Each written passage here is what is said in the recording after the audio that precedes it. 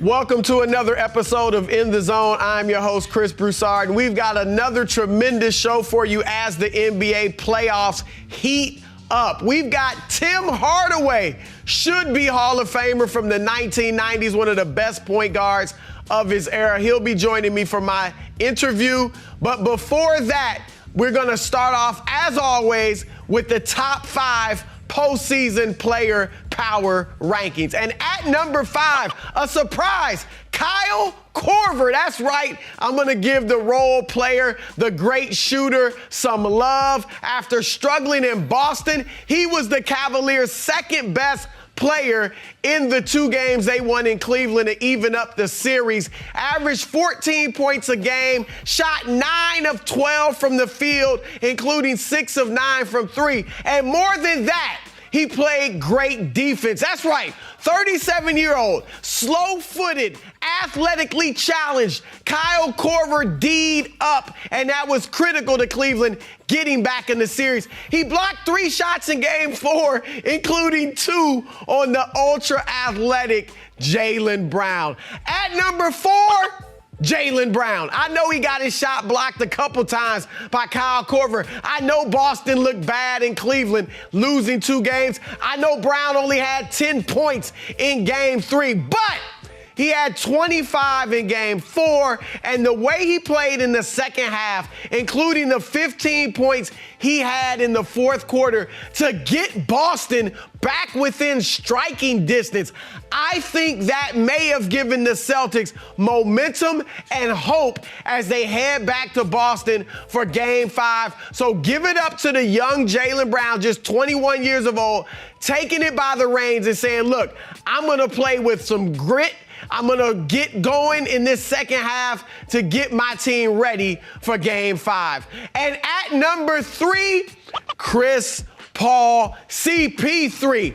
CP3 has been maligned throughout his career for struggling at times in the clutch, but he came up big in one of the biggest moments of his career in Game 4 in Oakland as the Rockets beat Golden State. Chris Paul was outstanding, 27 points, including 8 in the fourth quarter. James Harden looked winded, didn't really have it going offensively in the fourth, so Chris Paul stepped up and was absolutely tremendous, and he did it all on a sore foot. Notice, you haven't heard about the foot. When Steph Curry, who I love, struggles, everybody blames it on his injuries. Everybody blames it on the knee. But Chris Paul is playing on a bad wheel, and he went out there and played tremendously to give the Rockets a chance to get back to the NBA Finals. At number 2, his teammate, James Harden.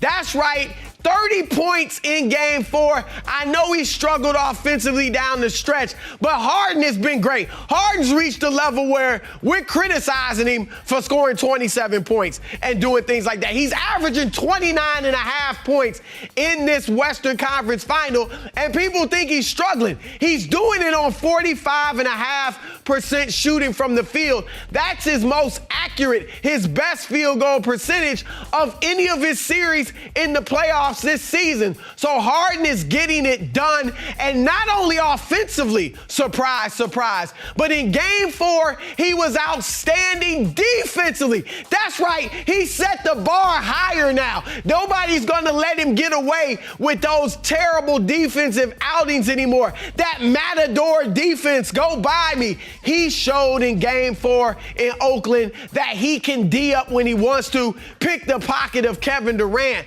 made a few steals, got in people's way, did a good job on that end of the floor. That's why Harden is number 2. And at number 1, LeBron James, and it ain't even close. LeBron James has been absolutely outstanding. After getting an F from yours truly in Game 1 against Boston, he has been tremendous. 37.5 points a game in the last 3 games, 59% shooting, and outstanding.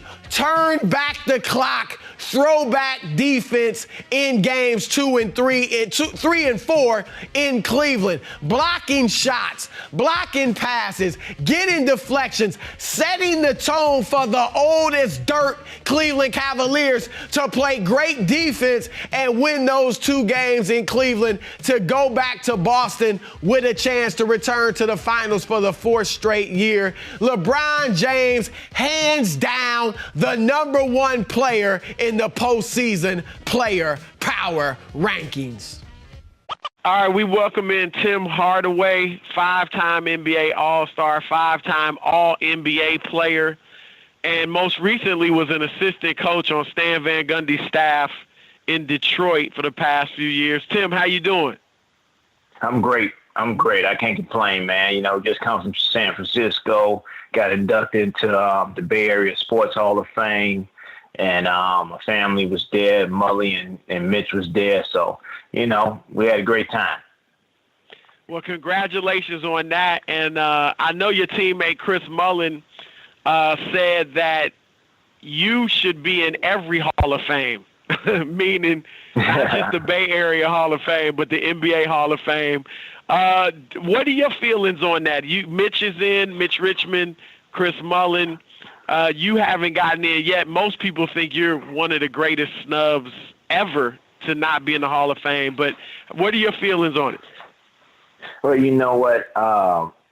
At first, I was kind of upset at first, and you know, when I didn't make it the first couple of years, and then I come to realize, you know, I have no control over that. You know, whoever got control over it, they got control over it. And, you know, if they want me in, I get in. But other than that, you know, I think nobody could really just, you know, push anybody's hand or try to, you know, make them do what they don't want to do. So I don't have no control over it. It's, you know, it is what it is. You know, when you just walk around the country, and people, you know, say you should be in the Hall of Fame, Basketball Hall of Fame, and there's no doubt about it. You should be there, and while you're not in there, I tell them the same thing. I have no control over it, and you know, we just move on and try to control what we can control, and that's what I try to do. One thing a lot of people don't realize is that you made, as I mentioned, you were 5-time All-NBA. And in 1997, you were first team. And the first team was Grant Hill, Hakeem Olajuwon, Karl Malone, Michael Jordan, and you. I mean, that's a heck of a team. Do you feel like, I mean, besides the Hall of Fame, do you feel like you get your due historically and people kind of recognize how much you were one of the top players? Well, you know, right now, a lot of these guys, kids, we didn't play when it was social media. We didn't even have NBA TV back in the day, you know. So now they got to go on YouTube, and they got to, you know, find us on YouTube, find us on different, you know, Google and all that type of stuff. But back then, you know, we didn't have none of that stuff. But now they got all that stuff now, where everything is so escalated and so many realms, you know, that it's that you can see it each and every way. You know, you see a crossover now 17 different ways. You know, you see somebody go to the basket 17 different ways. You know, they like, I'm looking at James Harden now. They showing his dunk on Draymond Green. They showing it how he went past a guy 5 times. You know, this angle, that angle, this angle, that angle. You know, we didn't have that back in the day. So you know, you can't do nothing about it. You can't do nothing about it. Like I say, you just move on.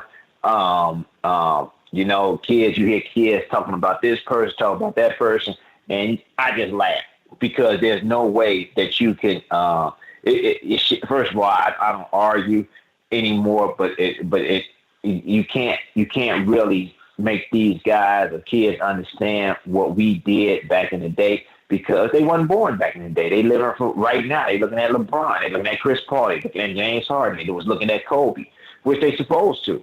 And I'm happy that they doing that, you know, but, you know, I don't give my just due because there was no social media. But, you know, the NBA guys, the true NBA guys that know about the NBA understand what happened, what I did, and how I did it.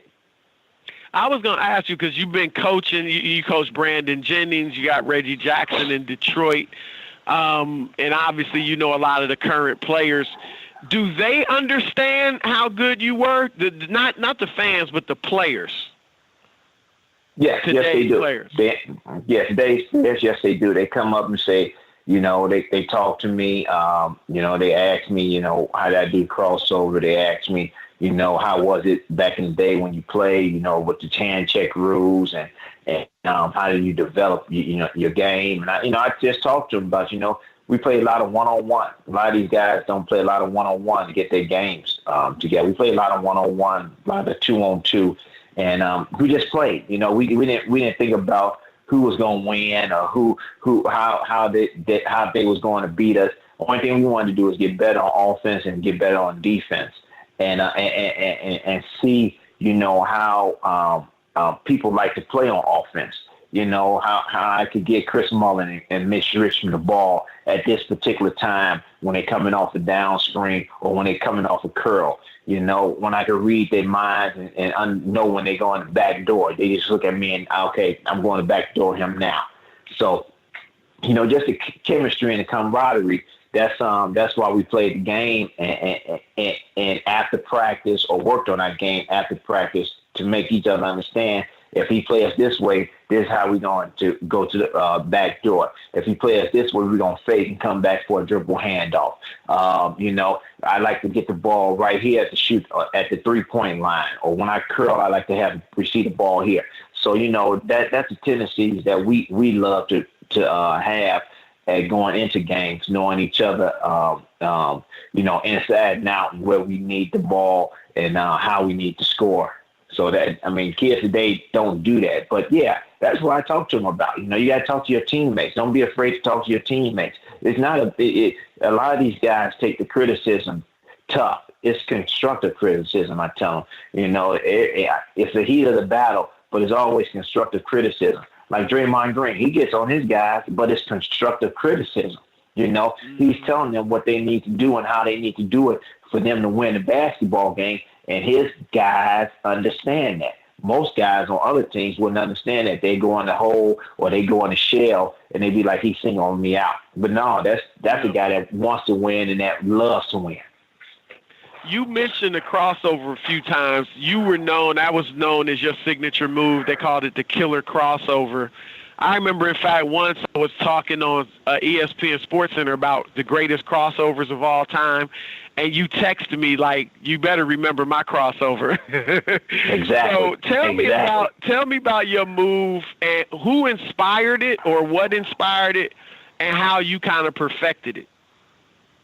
Well, coming out of high school, college, from the city of Chicago, you had to have a move. You had to have something, and that's all we did was dribble to perfect the move. We played one-on-one constantly, and back then, it was hand checking, holding, grabbing, pushing, shoving. So you had to perfect the move to get by somebody, and I just perfected a move. I didn't know what I was doing at the time. I was just doing a move where I could just get to the rim and make a play for my team or myself, and it really developed in college when we, after practice, we'd play one-on-one, 2-on-2. And I get to the rim very easily with that move and make a layup or get to the rim and pass it out to a teammate for a jump shot.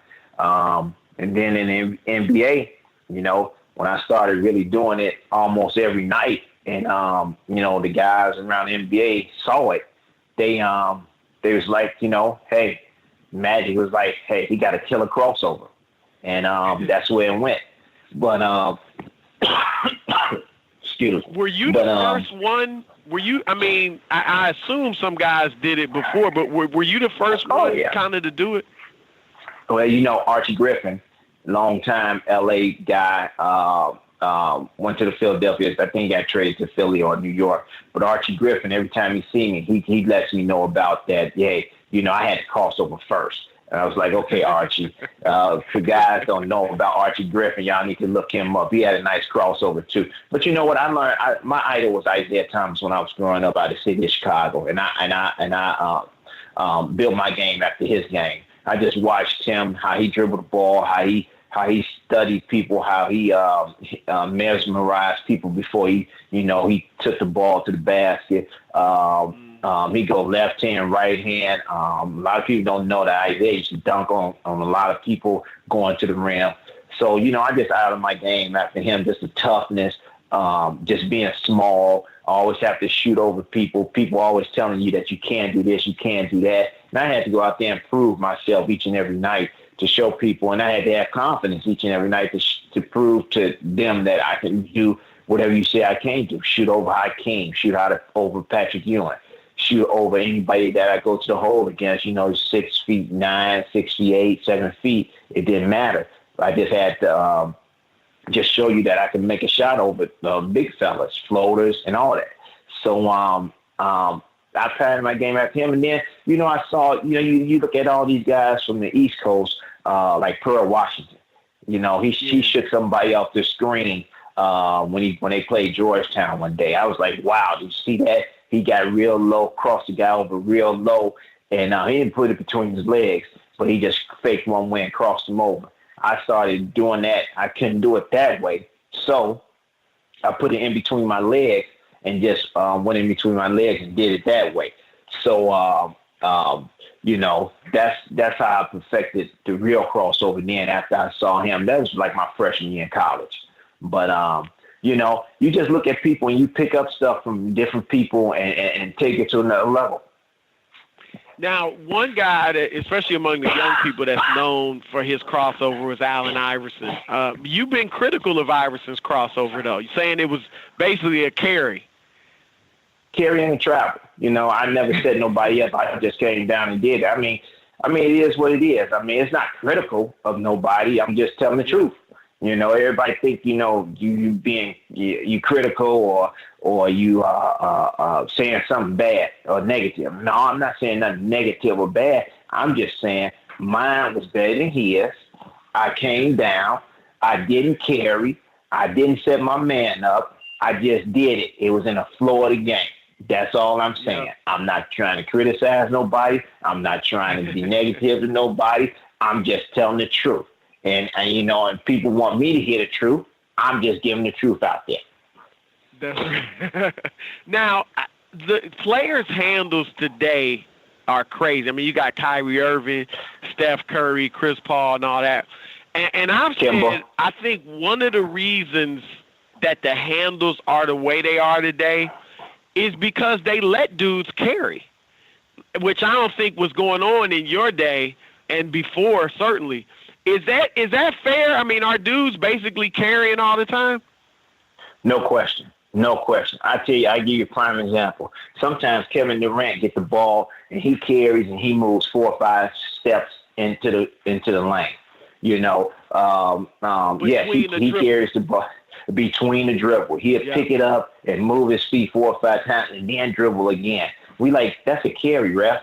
I mean, even though that's his move, that's what he's been doing. But that's still a carry. Kyrie Irving, he got handles. Kemba Walker, he got handles. Who else out there that got handles? Without carrying. Those are handles without carrying. Chris Paul got handles without carrying. Sometimes James Harden, yes, he does carry at times and travels with the ball at times. So, it's hard to dictate what's a carry and what's not a carry because the refs are wrapped up in the game. They wrapped up in so much stuff. They wrapped up in who I got to call a foul here. I got to watch this guy push him this way. They wrapped up in so much stuff, the referees. So when it does happen, it happens real quick too. It happens real quick. And if you're not on it, they won't call it. Like the other day, we was at the game and we saw Draymond Green double dribble. The ref called it 3 seconds late, but it was the correct call. And Draymond knew that he double dribbled. So, sometimes that stuff happens so quick. And the refs are getting back on defense and transition. They got to watch where they're going because they don't want to run over the coach or some of the players or any of the fans And so it's kind of tough. Now, I've said Kyrie has the best handle of all time. What do you think of that? Of all time? No, he has nice handles. I mean, right now he has great handles. I mean, because let me tell you this. You know, the rules are different today than they was when we played. So with his handles, you know, we would be able to get up into him and probably, you know, put our forearm into him and be more physical with him. All right. Okay, because you can hand check. I mean, you can hand check back then. Now you can't hand check, so he's super dangerous now. You know, you can't touch him. So if you touch him, I mean, it's a foul. No question, it's going to be a foul. If I was playing in this era, and Isaiah with the handles that we had, and Chris Jackson, Rauf, with the handles that we had, I mean, we would excel big time in this era. Yeah, I was going to ask you that because, you know, people look at this as the era of the point guard because you got all these dudes putting up these all-star numbers. And obviously you got some good point guards, but I've always said I'm not sure these guys are better than the point guards of the 90s or even the 80s. But I just think when you played, you had a center or a power forward who was going to score. And, you know, you guys did post-entry passes. You had post players that scored. So there weren't a lot of point guards that were like the first option on their teams. Whereas nowadays, you don't really have that many bigs that score. So I think you got – and point guards over-dribble now. They dominate the ball a lot more than y'all did. Y'all dribble, like you said, y'all dribble with a purpose. It wasn't just 20 seconds dribbling, and then either take a shot or pass to the man that's going to shoot.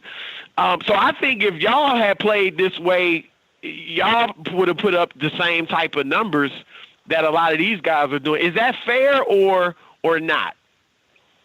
That's fair. You know, I think, you know, it's two ways to look at that. I want to say that when we played, we thought about, because the era and how we was hand checked, we need to get there quick because we don't want nobody to hand check us and get up into us and steer us into ways where we didn't want to go. So we had to make a move quick and do it quick and get to the hole quick. And when we dribble, yes, we dribble for a purpose. We dribble because the guy was going to do a cross screen, and then we had to wait for the down screen to go get him, and we had to throw it into the low post. You know, Don Nelson gave me a rule. He said, Tim, we know you can take your man every time. There's no question about that. But if there's not a fast break and and you pitch it up, go through, let the ball swing, let everybody touch it. When you get it the second time, you can do whatever you want to do. Then you can get the ball, you can dance a little bit, you go ahead and do your thing. But he said, but you got to swing the ball. I was like, okay. Mm-hmm. So I swung the ball, and when I got the ball, and that's why I tell young guys today, I say, you're going to always get the ball. The ball won't always find you. Once you give it up, the ball won't always find you. If you swing the ball, run the offense, and come back around on the other side, the ball won't find you. Once it finds you, then you can do your thing because the defense is not geared up or set up to stop just you. And I think now the defense now with these guys are geared to stop these guys because they one-on-one and ball dominant now. But I'm going to tell you this. My dad told me this a long time ago. There's not no position on the court. Everybody is everybody. Everybody is one man. Everybody's two man. Everybody's three man. You just got to perfect your game the way you need to perfect your game. All right.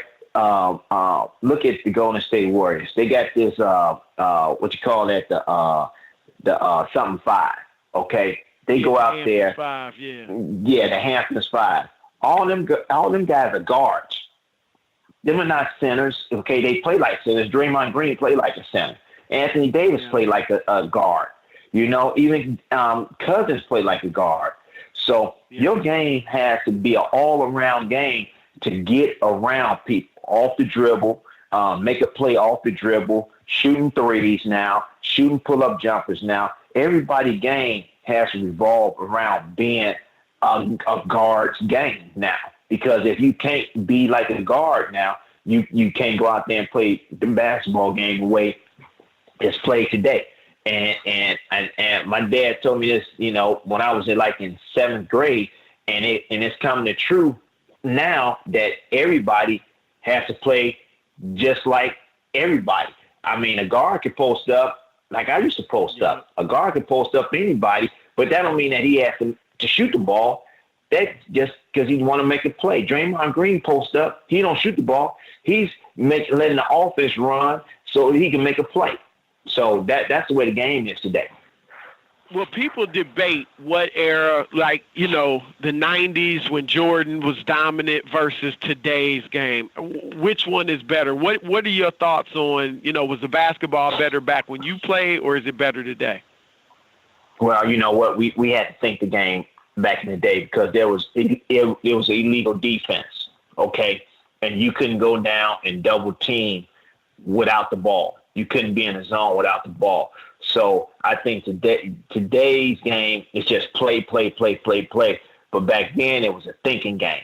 You had to think of how you strategize, how you had to guard somebody. Then you had to strategize how when you wanted to come down and double team and rotate and we could put bodies on people back then. You could really, if a guy come down the hole, you could really, check him. That wasn't a foul. It was running. I tell people it was running like a running back running through the middle of the lane, line. He had to protect himself. Every time you went through that lane, you passed the ball, you went through that lane. If you didn't protect yourself, your ribs were hurting. So, it was totally different. It was totally different. But, I like the game the way it is today. I like them running and gunning and shooting. I think sometimes some people shoot, you're talking about a heat check. I think somebody shoot too much for a heat check. But, that's the way the game is today. And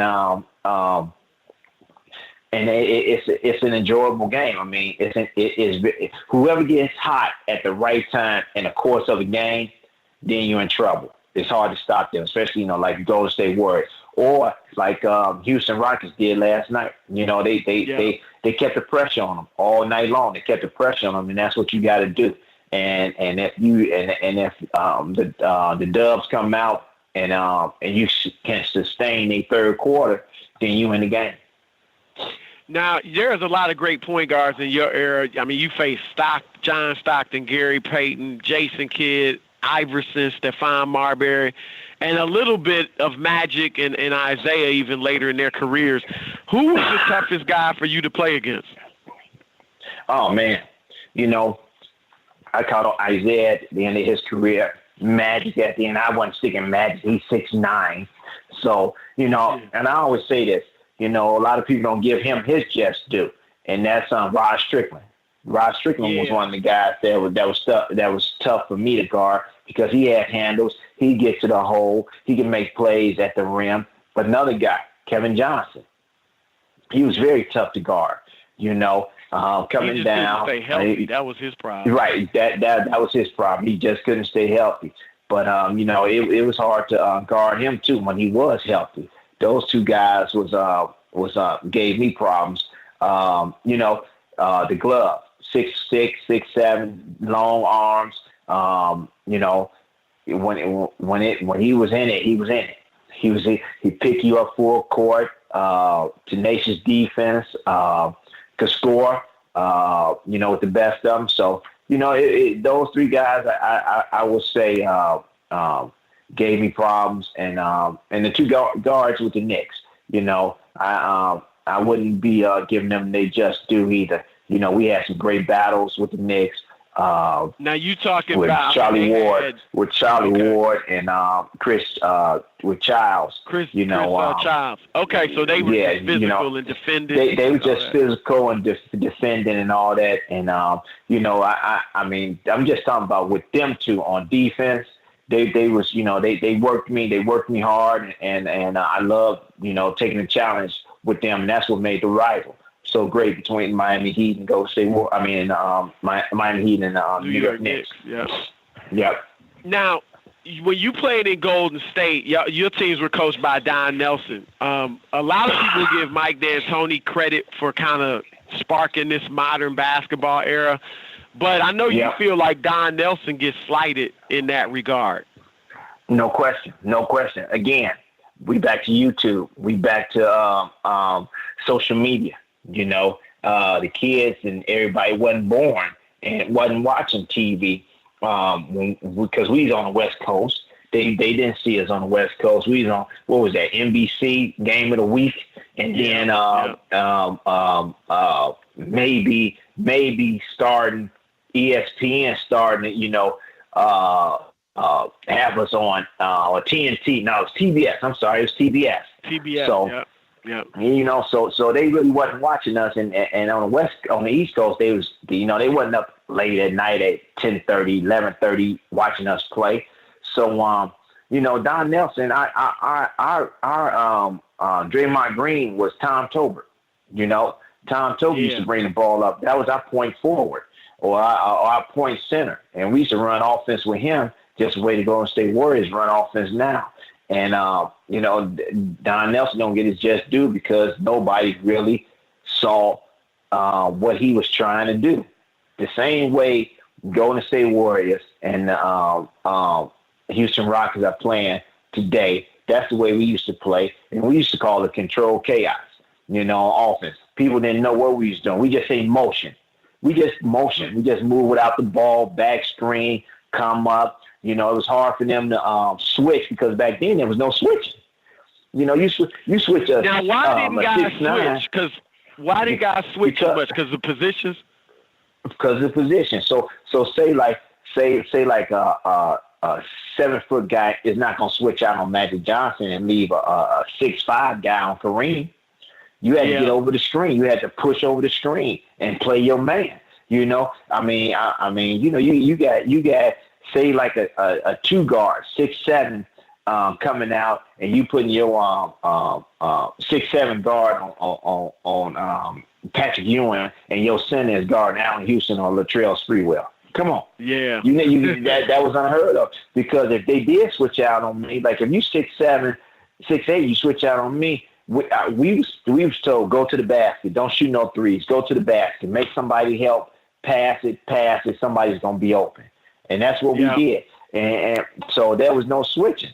So that's why motion offense was good. You try to switch, we look back door. Even if you didn't try to switch, if your head was turned, back then, if your head was turned, we was throwing bullets right past your ear or a bounce pass right past your leg for a layup. And that's what you got to have camaraderie, and that's why you got to know your teammates and what they doing out there. Like the Golden State Warriors, they know what they doing. We knew what we was doing out there. You know, they slip a lot. We slipped a lot. So, you know, D'Antoni get, you know, the accolades or saying that he's the one that invented this. No, it was Don Nelson all day long. So if some of those teams you had in Golden State, I mean, y'all won 55 games one year. You know, you had some success, but never could really get over the hump. If you took that team in today's era, how good do you think y'all would have been? Oh, we would have been real good because of the rules. The rules messed us up. You know, I mean, you had small forward. You had Mitch guard Sam Perkins at time, or you had Chris Mullin guard James Worthy of Sam Perkins. You know, Sam Perkins 6'11". You know, we switch off on Vlade Divac. He's 7 feet.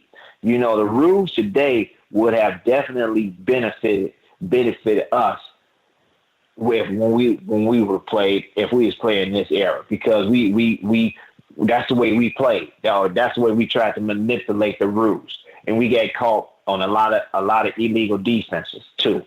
So and we had to go down. We had double team because it was bigger people that we had to play against. But you know, that was that era. We did some things in that era, and I think if we would have stayed together a long time, because you know we Nelly traded Mitch to Shaq to Billy Owens, but if we would have played together a long time, we had something going, and we would have figured it out some way. We would have figured it out how to get over that hump and make it work in our favor. But like you said, today's era, yeah, we would have fitted very well in this area. We probably wouldn't have been we would have been right up at the top of the echelon at this era right now. What's your best Don Nelson story?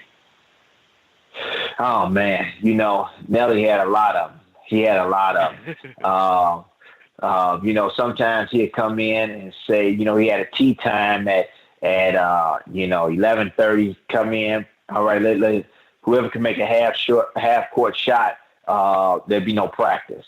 Oh really? Really. I'm gonna tell you this.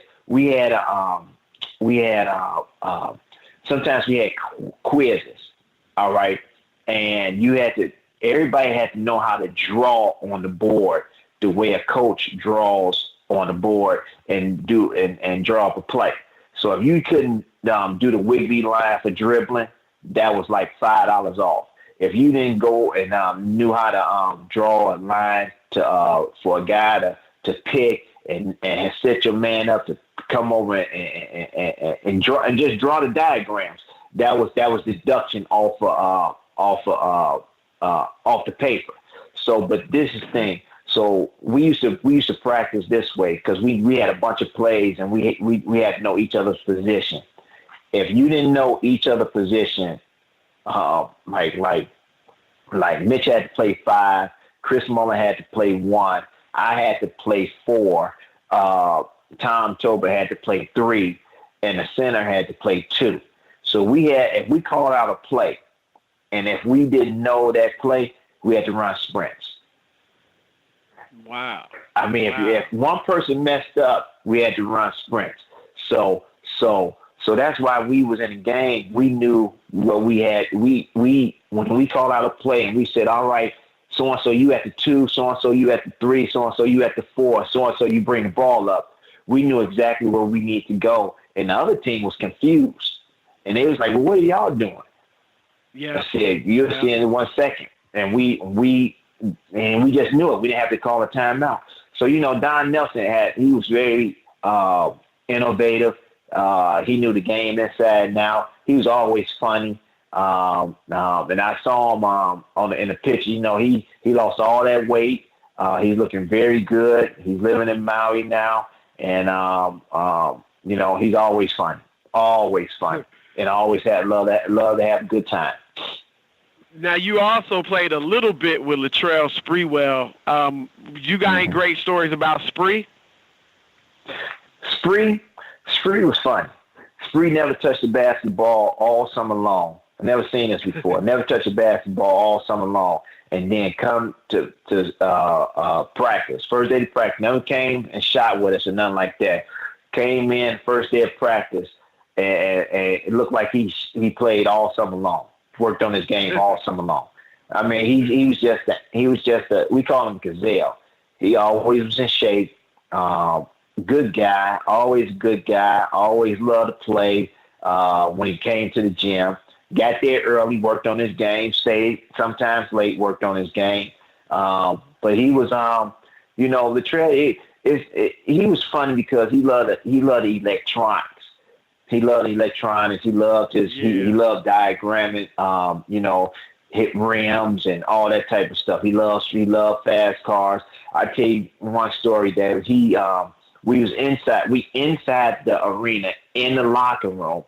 He parked his car where the guys parked their car now, but the locker room was over the same way. We could hear Latrell coming in from outside because that's how loud his music was. He's like, dude, are you deaf? He's like, no, I can hear you just fine. I mean, he just played his music loud all the time. I'm like, I could hear his music at times when I was on the plane, and I could just hear his music through his headphones. I'm like, dude, you got some loud headphones. Yeah, but no, Latrell, it's funny stories that we got to keep inside. A lot of things you can't say. Yeah. Now you were involved. Well, let me say this, because I know your career stats were like almost 18 points a game and over 8 assists a game. But when I look at your numbers, your best seasons statistically were all like your second, third, and fourth seasons, I think, before you had a knee injury. You had a serious knee injury and missed the 93-94 season.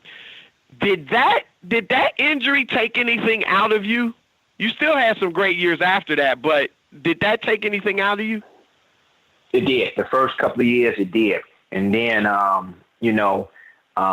not playing minutes or getting some playing time when Rick Allen came in kind of hurt me too, because I knew I could still play this game.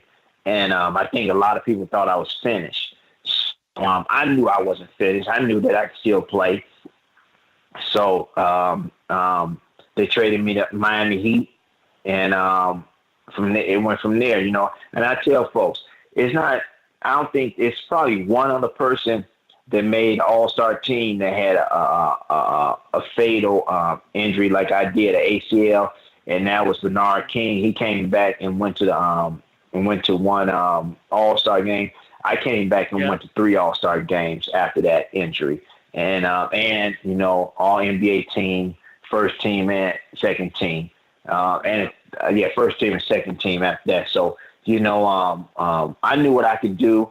It was credit to Pat Riley, of course, bringing me in and saying, hey, run my team the way it's supposed to be run. And, another coach just gave me the keys to the car and told me to drive it. So, what was that like playing for Riley? Because I know he was hard on dudes, especially coming from Don Nelson, where he was probably a lot easier on players. Well, yeah, no, I'm going to tell you this. Nelly wasn't that easy on players now. He was tough on players, too. At times he knew when to get on you, but Nelly was laid back. And he was prepared, just like Pat Riley, always prepared, always know what he wants, always know what his team needs. But they was like practice was like 3 hours, practice 4 hours. No, it was a lot of learning going into that. You're looking at film. You're not on your feet for 3-4 hours. We wasn't on our feet. We was watching film. We was talking about a lot of things, what we could do, what we shouldn't do, how we should play plays this way, that way. But it wasn't like, it was 4 hours on our feet. No. I asked Pat one day, I said, well, why we practice for 2.5 hours? He said the game is 2.5 hours. I was like, okay, that's self-explanatory right there. If you can't play for 2.5 hours and sustain yourself for 2.5 hours, you can't be like, I want to play 48 minutes. Because at times you got to play 45, 46 minutes, and you got to be ready to play that at particular times. So our whole team was ready to play whoever you put in the team on the court at a particular time. Let's play. But we was always well prepared. I liked it. Because I grew up that way. I grew up bumping, grinding, physical, playing hard in the trenches. I grew up that way in Chicago, and it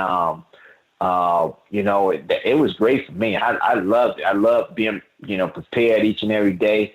I love practicing, working on our games. To me, it was different. Because all my life that's what I did. But it wasn't like what people said, he wanted you to be in shape. He wanted your body fat to be down because he wanted the optimum of your career. He wanted you to be at the optimum shape. So when you out there playing, you have no gripes. You won't get hurt. You're going to be in tip-top shape, and you're going to be able to do what you're able to do like you did your first 2 or 3 years in your career or when you was in college. So that's what he wanted you to be, and that's where we was, and I had no gripes about it. I enjoyed it. Now he was known for motivating players, like his pregame speeches. Sometimes he'd use props and do crazy stuff. What was kind of the craziest thing he did in a pregame speech with y'all? Well, after the game, he did. Before games, pregame speeches was. He got me hyped. Just I was always ready to play games because I just love to play the game. But he one pregame speech, he was talking about there were so many of them, but he was talking about how the Lakers and got to Game 7 with the Boston Celtics and everything, and he said that before that game, Kareem, he got killed. And you could tell Kareem didn't want to hear it. He didn't want to hear nothing. They came to practice and practiced their butt off. And you could tell that they were so focused that whatever he was talking about or about to say, he didn't say. But he at that particular game. But he said he was talking anyway. And and he knew at that particular time, he was like, I need to stop talking and just let them go out there and play. And they went out there and played and they won. That's the game they won. Another game, he said, Tim, he said, when we all got traded there, we all went to our different respectable other teams and won. I went to Golden State, won. Dan Marley went to Phoenix and won. Zoe went to Charlotte and won. We went to what else we went to? We went to a couple of places and won. And we in New York. And you could tell he really wanted this game. He said, Tim, just go out there and tell the fellas, get this one from me. I said, all right, I got you. We went out there, and I think we blew him out by like 20. And wow. You could just tell in his eyes that he was loving that. And that's what we did for each other, man. It was like family there. We just played, and he had everything for us there. Massages, whatever we needed to stay healthy and stay ready.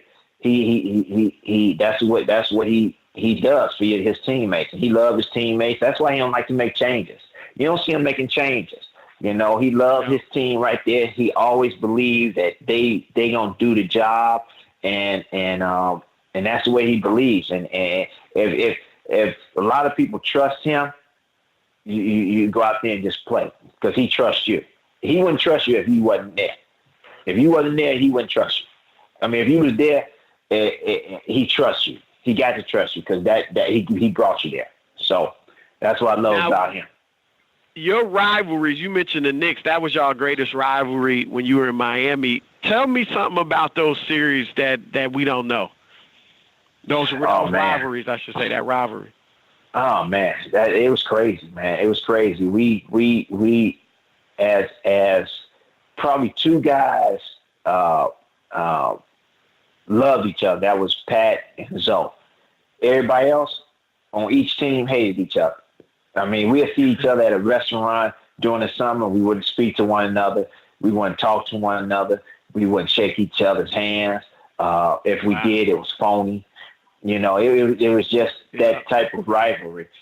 Sometimes I think sometimes today, some of those guys and us, we still have grudges with each other. I think, and that's a shame to say, but that's the way the game was. And but yeah, it was the league like that? Like any teams you had rivalries with? Was that how it was? Because obviously it's not like that today. No, it wasn't like every team had that. That was just the Heat and the Knicks because I think they, what happened with Pat leaving there, coming to Miami. That was the whole thing, and they took exception to that, and they wanted to destroy us. Excuse me, whichever way they wanted to, and physically and mentally, we wasn't having it.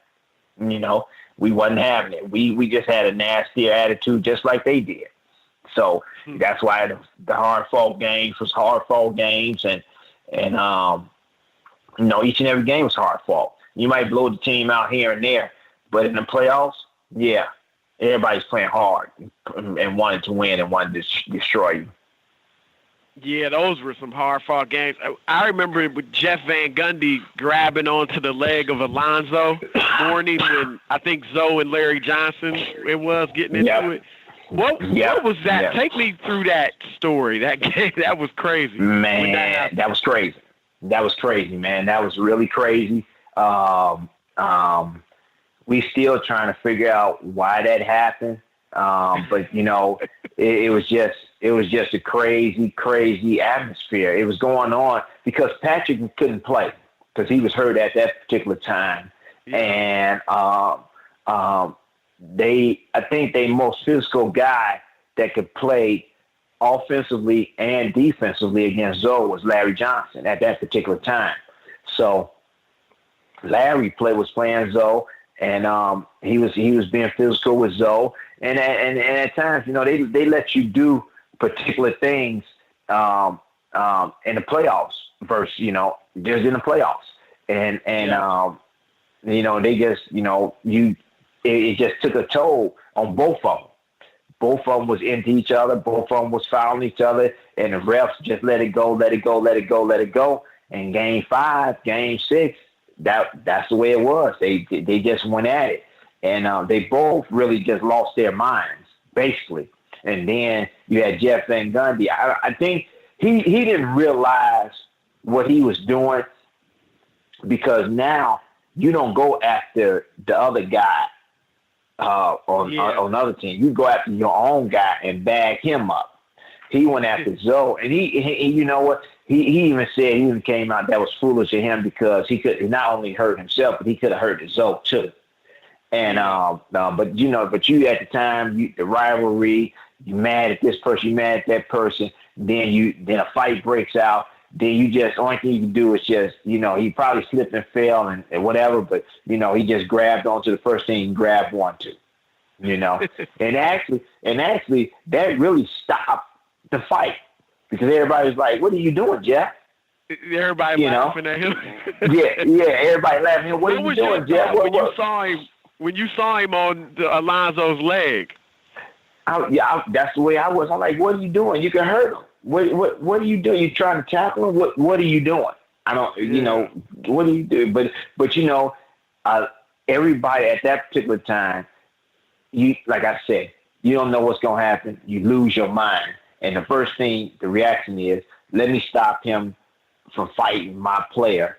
And like I said, he probably didn't want to get hit, so the first thing, he tried to grab him by the waist, and he just slipped and fell, and it landed on his legs, and kept holding his legs. So that's what probably happened. If a tag team match, Patrick Ewing and Charles Oakley against Alonzo and PJ Brown, who wins that? Man, you know, back in Charles Oakley heyday, when he was young and really, really strong there, you know, you got. I go with Oak. You know, I love Zoe. I love PJ. You know, I tell you this. Patrick's not gonna do nothing, because that's Zoe boy. So they not gonna do nothing. The ones that really gonna be going at it, and you know what? They love each other too. Is PJ and Oak. So they good friends now too. So they good friends now too. So you know, you actually never seen them four get into any type of stuff. You never seen. They just play hard against one another. So you know, it was always something else. But them four never. They just played hard. They bang, push, fought and played the game the way it was. Slapped down, gave you hard fouls. But they never got into a shouting match. They never, you know, got into a trash talking match.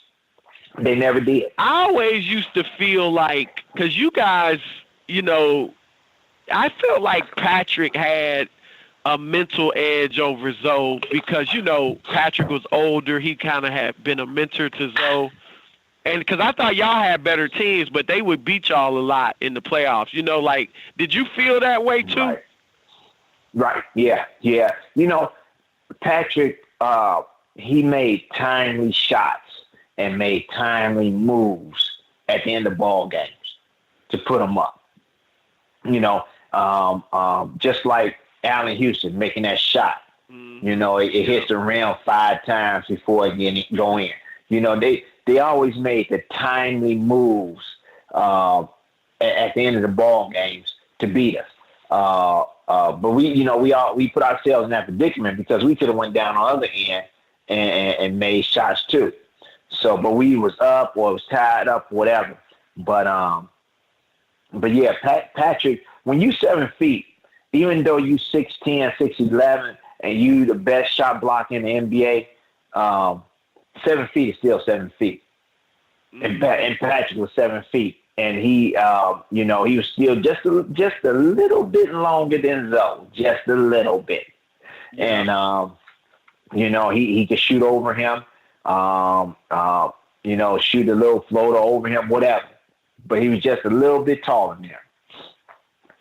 Now you played obviously against Jordan, and you coached against LeBron, so you seen him close up. Everybody debates which one's better, which one's the GOAT. Where do you stand on that discussion, LeBron versus Michael? There's no choice. To me, it's Michael. To me, it's Michael. In the era we played in and what Michael did, how he did it, the bumps and bruises he had to go through, the mental stage that he that it took him to, it's to me it's Michael. It's going to always be Michael because I played against him. Not taking nothing away from LeBron. LeBron, my guy. Love watching him play. Love watching him orchestrate everything out there on the court. The big dunk. The big block shot. He's 6'9", and he can control the game just like Magic Johnson could. He got a better jumper than Magic. But you can't take. Michael, 6 championships, went there 6 times, won 6 times, got MVP 6 times. But like I said, you still can't take nothing away from LeBron. His era was different from this era, and we would never see them go against each other. We would never see that happen. We could always speculate, but and people got to understand, Michael came in after his sophomore year. LeBron came in after high school. So LeBron got 2 more years ahead of Michael. I think Jordan I think he played 3. I think he was after his junior year. Yeah. You know what? It was after his junior year. Yeah, it's after his junior year. I'm sorry. So LeBron got 3 more years in the NBA ahead of Jordan. So a lot of people don't put that in perspective either. So it's a lot of things that go into that longevity, and Michael was hurt for a year too. He was out for a whole year before, a bunch of games before he came back and did what he did in the playoffs. It's a lot of things going into that. But, me, it's going to always be Michael and in that era. So, before you go, I want to ask you about what's going on now in the NBA with the playoffs. Who do you have in the East? Do you think LeBron gets to the finals again, or you think Boston can pull this out? I'll tell you this, man. If he gets to Game 7, you can't bet against LeBron. To me, against Game 7 with these guys, how young these guys are in Boston. I think that I wouldn't bet against LeBron in Game 7. So I think these next 2 games, especially for the Boston Celtics, are very, very critical. These next 2 games, they got to win tonight. Tonight. It's like a pressure game tonight. They lose tonight, it's over with. So I think LeBron is going to make it to the finals, but I don't think that he's going to have enough to beat either Golden State or Houston. So I just don't think they who you like in that series? Golden State, Houston. I like Golden State. If Iguodala come back, he hurt him. that hurt him not being there last night. He does a lot of things out there on the basketball court. I'm not talking about scoring. I'm just talking about just his intangibles, tipping the ball away, 50-50 balls, diving for balls, putting your body in front of folks, blocking shots, coming up with the key rebound and laying it up, playing good defense on people, just a hand up. That really hurt him not being there because they had to play a lot of minutes. Those guys had to play a lot of minutes. And, it was just tough for them. It was tough for them last night. But I think but if, like I always say, Golden State, all of them got to stay healthy. All of them. Their core got to stay healthy. If they don't stay healthy, they don't win. They don't win. So, but if they stay healthy, if they healthy, they win. They win this.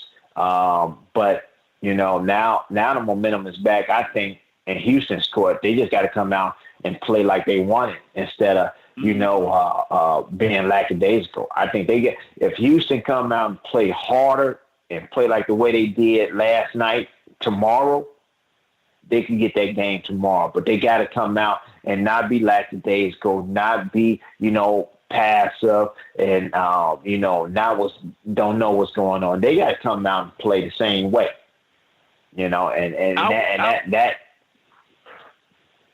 I want to ask you before you go, because you mentioned Chris Jackson earlier, Mahmoud Abdul-Rauf earlier, and his handle and all that.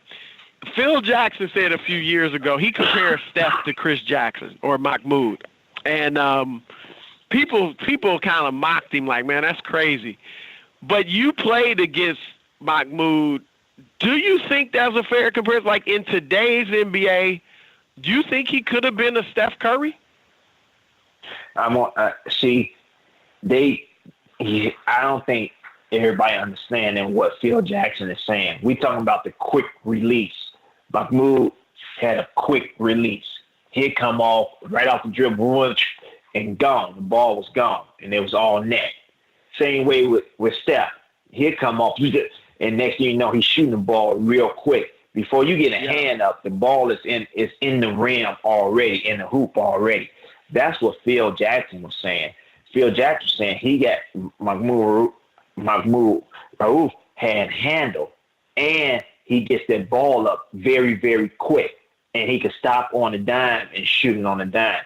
That's what that reminds Steph Curry of Mahmoud.